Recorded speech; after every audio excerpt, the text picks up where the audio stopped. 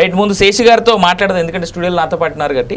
శేషి గారు, straight question, దీని వెనకాల మొత్తం బీజేపీ ఉంది అనేటువంటి మాట ఒకటి ఉంది, సింపుల్గా మీరు ఎలా తేలుస్తారు?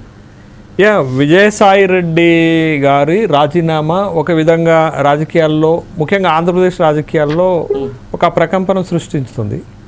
అది వైఎస్ఆర్ కాంగ్రెస్ పార్టీలో ఒక కుదుపుగానే మనం చూడాలి. అయితే విజయసాయి రెడ్డి వైఎస్ రాజశేఖర్ రెడ్డి కుటుంబానికి అత్యంత ఆప్తుడు, సన్నిహితుడు. రాజశేఖర్ రెడ్డి గారు ముఖ్యమంత్రిగా ఉన్నప్పుడు ఒక ఆడిటర్గా ఉన్నటువంటి విజయసాయి రెడ్డిని టీడీటీ బోర్డు మెంబర్గా కూడా వేశారు. అవును.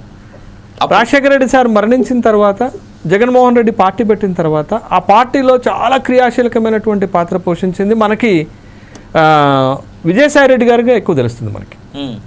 కాబట్టి విజయసాయి రెడ్డి పాత్ర ఒకానొక సందర్భంలో వైఎస్ఆర్ కాంగ్రెస్ పార్టీలో నెంబర్ 2గా పిలువబడింది.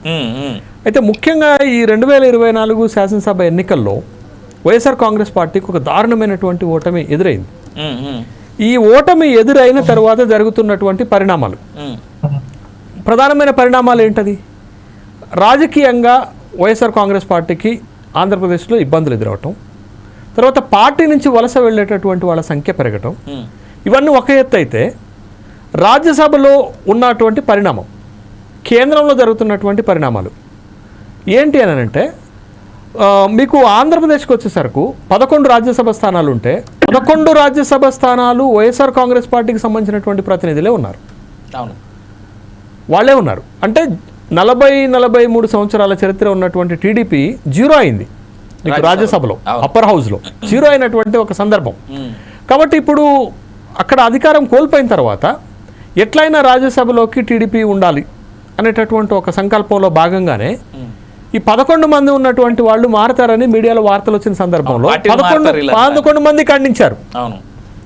దాంతోపాటు ఈ అక్కడ జరుగుతున్నటువంటి రాజకీయ పరిణామాల్లో, వెండిక్టా పాలిటిక్స్లో ఈ ఢిల్లీలో ఈ 11 మంది ప్లస్ 4 ఏది మీకు లోక్సభ నుంచి గెలిచినటువంటి వాళ్ళు, ఈ 15 మంది ఒక సమావేశం ఏర్పాటు చేసి, మేము ఇప్పటికీ ఓడిపోయినప్పటికి కూడా మాది బలమైనటువంటి పార్టీ కేంద్ర రాజకీయాల్లో, మా అవసరం కేంద్రం పార్టీకి ఉంటుంది అనేటటువంటి ఒక ఛాలెంజ్ చేశారు.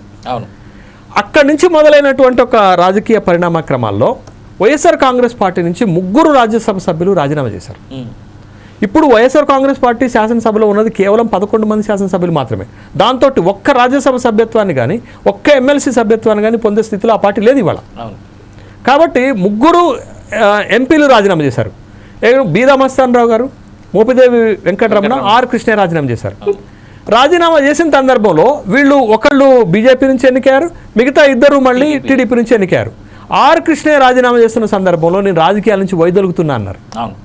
కానీ మళ్ళీ వచ్చేసి బీజేపీ నుండి మళ్ళీ రాజ్యసభలోకి వచ్చిన సందర్భం ఉంది.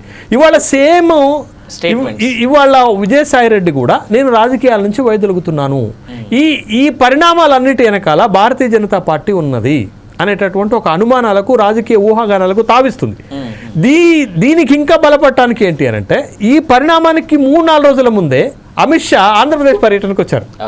ఆంధ్రప్రదేశ్ పర్యటనకు వచ్చినటువంటి సందర్భంలో జగన్ గురించి వాకప్ చేశారు, జగన్ ఇళ్ల గురించి వాకప్ చేశారు అనేటటువంటి వార్తలు కూడా మనం చూసాం. బట్ ఆ పరిణామాలు ఈ పరిణామాల వెనకాల ఉన్నాయా? ఎందుకు? రెండోది, తను రాజీనామా చేస్తున్నటువంటి సందర్భంలో మాట్లాడినటువంటి మాటలు, చేసినటువంటి ట్వీట్లు కూడా దీనికి ఆస్కారమిస్తున్నాయి. ఎందుకు అంటే వాళ్ళు చేసిన ట్వీట్ ఏంటంటే, జగన్మోహన్ రెడ్డికి కృతజ్ఞతలు, పాయింట్ 1. పాయింట్ నెంబర్ 2, అమిత్ షాకి, మోడీకి కృతజ్ఞతలు. పాయింట్ నెంబర్ 3, జనసేన మిత్రుడు, చిరకాలపు మిత్రుడు. పాయింట్ నెంబర్ 4, టీడీపీ చంద్రబాబుతో వ్యక్తిగత వైరం లేదు, రాజకీయ వైరమే ఉంది.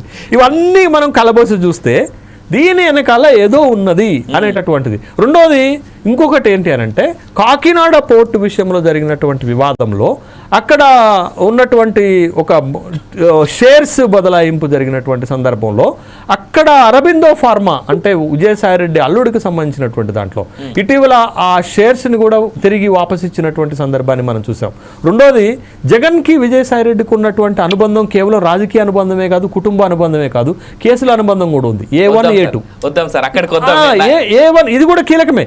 A1 A2 ఆయన జగన్మోహన్ రెడ్డి జగన్మోహన్ రెడ్డికి 11 కేసులు ఉంటే 11 కేసుల్లో A1 A2 ఇంత అనుబంధం ఉన్నటువంటి వ్యక్తి ఇవాళ రాజకీయ ప్రయోజనాల లేకపోతే రాజకీయ క్యాలిక్యులేషన్సా లేకపోతే జరుగుతున్నటువంటి పరిణామాల ఇవన్నిట్లో భాగంగా రాజీనామా రెండోది విజయసాయి రెడ్డి ప్రాధాన్యత ఒకప్పుడు ఉన్నట్లు ఇప్పుడు పార్టీలో లేదు అనే విషయాన్ని గమనించాలి. మీకు చిన్న ఎగ్జాంపుల్ చెప్తాను, లైక్ ఒక్కటే విషయం.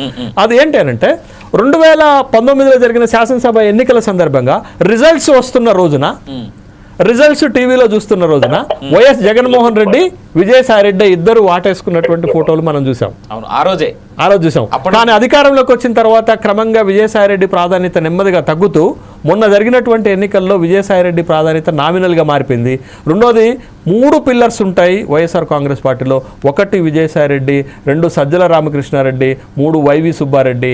వీళ్ళ ముగ్గురు కలిసి వైఎస్ జగన్మోహన్ రెడ్డిని అధికారానికి దూరం చేశారు. వీళ్ళ ముగ్గురికి పడదనేటటువంటి విషయం ఏ రాజకీయ ఫోరం అయినా ఎవరైనా చెప్తారు. దాంట్లో భాగంగానే ఇవాళ విజయసాయి రెడ్డి తప్పనిసరి పరిస్థితుల్లో వైఎస్ఆర్ కాంగ్రెస్ పార్టీ నుంచి క్విట్ అయ్యారు అనేది నా ఉద్దేశం.